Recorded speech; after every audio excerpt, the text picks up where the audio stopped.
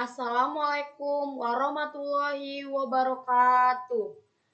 Pernahkah kalian pikirkan bagaimana sistem pencernaan pada tubuh manusia terbentuk? Perkenalkan, nama saya Lola Aprilia dengan NIM 0704212047. Saat ini saya masih dalam pendidikan S1 jurusan Biologi di Universitas Islam Negeri Sumatera Utara. Muncul permasalahan dalam diri kita terkait bagaimana sebenarnya sistem pencernaan pada tubuh manusia itu terbentuk. Baik, masuk ke inti materi yaitu dengan judul perkembangan sistem pencernaan. Baiklah, apa sih perkembangan sistem pencernaan? Perkembangan sistem pencernaan adalah proses sekuensial dan terintegrasi yang dimulai pada minggu ketiga perkembangan embrio dan berlanjut hingga setelah kelahiran. Proses ini mengubah lapisan germinal endoderm menjadi sebuah tabung fungsional dengan organ-organ kelenjar aksesoris yang kompleks. Baiklah, kita masuk ke tahap embrionik awal fondasi sistem pencernaan. Yang dimana yang pertama yaitu ada pembentukan 3 lapisan germinal. Proses ini dimulai pada minggu ketiga gestasi melalui peristiwa yang disebut gastrulasi. Selama gastrulasi, sel-sel embrio mengalami reorganisasi masif untuk membentuk 3 lapisan jaringan primer yang dikenal sebagai lapisan germinal. Ketiga lapisan tersebut adalah yang pertama ada ektoderm, yang kedua mesoderm, yang ketiga endoderm. Nah, kita bahas yang pertama ektoderm, di mana lapisan yang terluar yang akan membentuk sistem saraf dan kulit. Dan yang kedua pada mesoderm yaitu lapisan tengah yang akan membentuk otot, tulang, dan sistem sirkulasi. Dan yang pada ketiga yaitu pada endoderm, ini adalah lapisan yang paling penting untuk sistem pencernaan. Lapisan endoderm inilah yang menjadi prekursor utama bagi epitel yang melapisi seluruh saluran pencernaan dan juga akan membentuk kelenjar-kelenjar pencernaan utama seperti hati dan pankreas. Kemudian, tahap embrionik yang kedua yaitu pembentukan tabung usus primitif atau primitif gut tube. Nah, pada minggu keempat kehamilan, embrio mulai melipat baik secara kranio sampai kaudal atau kepala sampai ekor maupun lateral yaitu samping. Pelipatan ini menyebabkan lapisan endoderm terlipat ke dalam membentuk sebuah struktur seperti tabung yang disebut tabung usus primitif. Nah, tabung ini tuh awalnya merupakan struktur tunggal, namun dengan cepat terbagi menjadi 3 segmen utama yang akan membentuk organ-organ pencernaan spesifik. 3 segmen utama organ-organ pencernaan yang spesifik yaitu yang pertama ada usus depan atau vergut, dan yang kedua ada usus tengah atau midgut, dan yang ketiga ada usus belakang atau hindgut. Dan yang pertama kita bahas yaitu pada usus depan atau vergut, yang dimana bagian anterior dari tabung usus. Dari sini tuh akan berkembang menjadi faring, esofagus, lambung, bagian proksimal, duodenum, di mana duodenum pertama dan kedua, hati, kantung empedu, dan pankreas.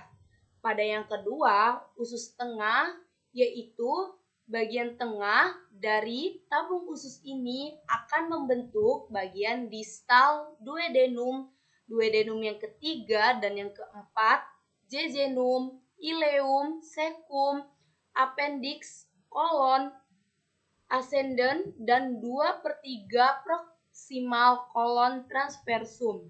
Dan pada yang ketiga, yaitu usus belakang atau hindgut, bagian posterior dari tabung usus ini akan berkembang menjadi sepertiga distal kolon transversum, kolon descendens, kolon sigmoid, rectum, dan bagian atas kanalis ani. Nah, tahap embrionik yang ketiga itu ada pembentukan mesenterium. Selama pembentukan tabung usus, lapisan mesoderm di sekitarnya juga berdiferensiasi. Bagian dari mesoderm ini itu akan membentuk mesenterium. Nah, apa sih mesenterium itu? Mesenterium itu adalah lipatan peritoneum atau selaput yang melapisi rongga perut. Nah, yang berfungsi vital. Nah, ini tidak hanya menahan organ-organ pencernaan pada tempatnya di dalam rongga perut, tetapi juga menyediakan jalur bagi pembuluh darah, saraf, dan pembuluh limfatik untuk mencapai dan mensuplai organ-organ tersebut.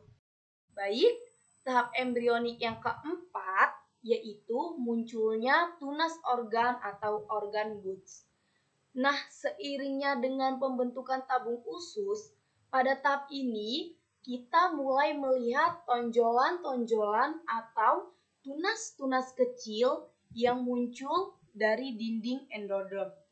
Tabung usus terutama dari usus depan. Nah, contoh paling awal adalah tunas hati atau hepatic diverticulum yang akan menjadi hati dan kantung empedu, serta tunas pankreas atau pancreatic buds yang akan berkembang menjadi pankreas. Munculnya tunas ini menandai dimulainya diferensiasi organ yang spesifik. Baiklah, gambar ini menjelaskan proses perlipatan cephalocauda ke arah kepala sampai ekor dan lateral ke arah samping pada embrio manusia selama bulan pertama perkembangan. Nah, kita jelaskan yang pertama pada gambar yang A, di mana itu adalah Mudiga prasomit, yaitu menunjukkan embrio pada tahap awal sebelum terbentuknya somit, blok-blok mesoderm yang akan menjadi segmen tubuh terlihat 3 lapisan germinal utama, di mana pada yang ektoderm yaitu berwarna biru, di mana lapisan terluar yang akan membentuk kulit, sistem saraf, dan lain-lain. Dan endoderm yang dimana yang berwarna kuning, lapisan terdalam yang akan membentuk lapisan saluran pencernaan dan organ yang terkait. Dan pada mesoderm itu yang berwarna merah, lapisan tengah yang meskipun tidak dilabeli secara eksplisit yang berada di antara ektoderm dan endoderm. Dan kemudian ada rongga amnion, di mana rongga amnion ini yaitu ruang yang berisi cairan yang mengelilingi embrio, melindungi dan mendukung pertumbuhannya. Dan yang kemudian ada tangkai penghubung, di mana struktur yang akan berkembang menjadi tali pusat, dan kelompokan sel angiogenetik, yang dimana kumpulan sel yang akan membentuk pembuluh darah. Kemudian ada membrana bucopharyngealis, yaitu cincin sel yang akan menjadi batas antara mulut dan faring. Kemudian ada membrana cloacalis, yaitu cincin sel yang akan menjadi batas antara sistem pencernaan dan urogenital. Pada tahap ini tuh embrio relatif datar. Kemudian gambar yang B menunjukkan Mudiga udah 14 somit. Nah, terjadi perlipatan cepalokaudal yang signifikan menyebabkan embrio melengkung ke dalam membentuk C. Nah, di mana di sini itu pada gambar B itu terdapat usus depan atau foregut yang dimana terbentuk dari perlipatan kepala lipatan sefalik yang membawa sebagian endoderm ke dalam. Nah, ini akan menjadi bagian atas saluran pencernaan di mana esofagus, lambung, duodenum awal. Kemudian ada tabung jantung, di mana awal dari jantung yang bergerak ke posisi dada dan kemudian terbentuknya rongga prekardium, ruang yang di antara jantung yang sedang berkembang. Kemudian ada usus belakang atau hindgut itu terbentuk dari perlipatan ekor atau lipatan ekor yang membawa sebagai endoderm ke dalam. Nah, ini itu akan menjadi bagian akhir saluran pencernaan dan sistem urogenital. Nah, pada gambar yang C itu Mudiga 7 somit.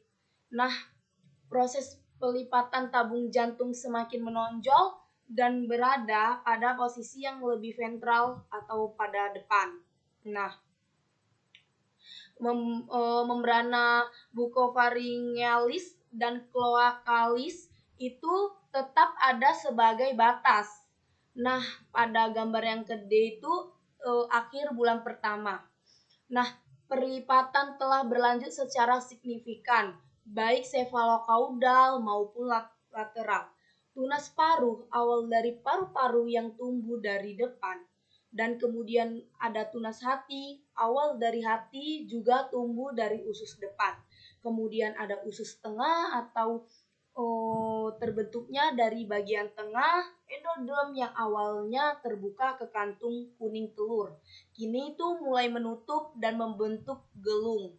Kemudian ada allantois, struktur yang seperti kantung yang tumbuh dari usus belakang. Nah, fungsi allantois ini yaitu dalam pertukaran limbah dan gas pada embrio awal. Kemudian ada ductus vitellinus, yang dimana saluran kuning telur yang menghubungkan usus tengah dengan kantung kuning telur. Nah, kantong kuning telur ini berisi nutrisi bagi embrio awal. Nah, seiring pertumbuhan embrio, ductus vitellinus dan kantung kuning telur ini akan mengecil dan kemudian akan menghilang. Sisa membrana bucopharyngealis yang akan pecah membentuk mulut. Pada tahap ini, embrio itu telah mengambil bentuk tabung yang telah kompleks dengan organ-organ utama mulai terbentuk dan menempati posisi yang lebih pasti. Baik, masuk ke gambar yang kedua, di mana gambar ini adalah gambar dari perkembangan sistem pencernaan. Nah, pada gambar yang di atas merupakan gambaran umum saluran cerna dan mesenterium yang sedang berkembang. Nah, apa sih mesenterium? Mesenterium merupakan lapisan yang menahan organ perut dan mensuplai darah. Nah, kita jelasin pada gambar yang A dulu, di mana gambar di bawah yang kiri yang bagian A itu merupakan gambar janin pada minggu keempat. Pada gambar telah terdapat usus faring yang akan menjadi calon pembentukan faring. Terdapat juga diverticulum tracheobronchus, esofagus, lambung, tunas hati, lambung, pankreas, lengkung, usus primitif, usus belakang, kantung empedu, stomedium, allantois, dan kloaka. Nah, pada gambar yang kedua, yaitu gambar bawah sebelah kanan yang B, perkembangan janin minggu kelima, di mana telah terlihat perkembangan lebih lanjut dari esofagus, hati, kantung kemih, dan membran kloakalis yang akan membentuk anus. Nah, Pada gambar yang ini yaitu menjelaskan perkembangan esofagus dan sistem pernapasan dari usus depan pada embrio. Inilah adalah proses penting yang terjadi selama minggu-minggu awal perkembangan embrionik. Gambar yang menampilkan 3 tahap utama yaitu ada gambar A, B, dan C yang menunjukkan pemisahan trakea dan esofagus. Nah, kita bahas yang pertama itu tahap yang A di mana minggu ketiga.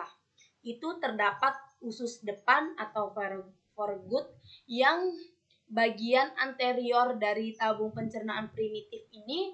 Pada tahap ini usus depan itu masih merupakan satu tabung tunggal dan juga terdapat di verticulum respiratorius, yaitu juga dikenal sebagai tunas paru lunggut yang terdapat tonjolan kecil yang muncul dari dinding ventral depan, usus depan. Ini adalah cikal bakal dari saluran sistem pencernaan. Kemudian laring, trakea, bronkus, dan paru-paru. Pada tahap ini itu di ventriculum ini tuh masih sangat dekat dan terhubung langsung dengan usus depan. Nah, pada gambar B dan C itu minggu keempat. Pada minggu keempat terjadi proses penting yaitu pemisahan di verticulum respiratorius dari usus depan membentuk 2 tabung yang terpisah, di mana pada gambar yang B dan C itu terdapat septum trocheoesophageal yang dimana ini adalah lipatan jaringan yang tumbuh dari lateral ke medial secara bertahap, memisahkan di verticulum respiratorius dari usus depan. Proses ini itu seperti memisahkan satu tabung menjadi 2. Kemudian terdapat juga trakea, di mana bagian anterior depan yang terpisah dari usus depan dan menjadi saluran pernapasan utama yang menghubungkan laring ke bronkus. Di bagian bawah trakea sudah terlihat tunas paru yang mulai bercabang. Kemudian pada esofagus yaitu bagian posterior yang belakang yang terpisah dari usus depan dan menjadi tabung berotot yang menghubungkan faring ke lambung. Esofagus akan menjadi bagian dari sistem pencernaan. Kemudian ada faring, di mana bagian paling atas dari usus depan yang tetap terhubung dengan kedua saluran yaitu trakea melalui laring dan esofagus.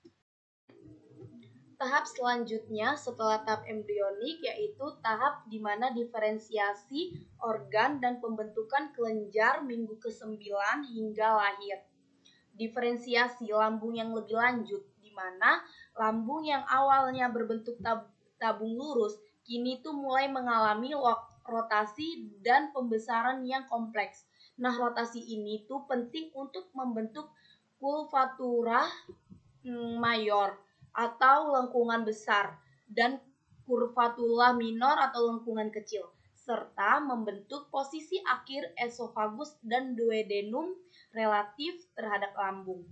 Lapisan otot di dinding lambung juga mulai berkembang, memungkinkan lambung untuk berkontraksi dan mengaduk makanan nantinya. Baik, selanjutnya dapat kita lihat di mana di sini yaitu gambar perkembangan lambung. Nah, di sini ada 3 gambar di mana pada gambar A, B, dan C.